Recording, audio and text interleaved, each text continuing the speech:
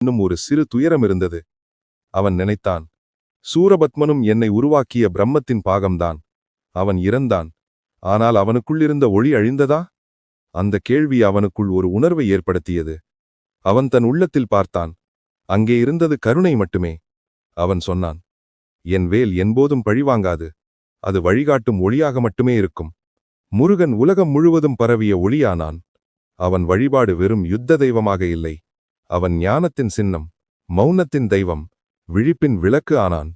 அவன் மக்களிடம் சொன்னான், மௌனம் பேசும், அமைதி கற்பிக்கும், கருணை காப்பாற்றும். மக்கள் அவனை வணங்கினர். ஆனால் அவன் புன்னகைத்தான். நீயும் நானும் வேறில்லை. நீ உன் இருளை வென்றால் உன்னுள் நான் வாழ்கிறேன். முருகன் தன் தியானத்தை முடித்தபோது அவன் சொன்ன கடைசி வார்த்தைகள் இவை. சூரபத்மன் போரில் இறந்தான். ஆனால் அவனுக்குள்ளிருந்த இருள் இன்னும் மனித மனங்களில் உயிருடன் இருக்கிறது.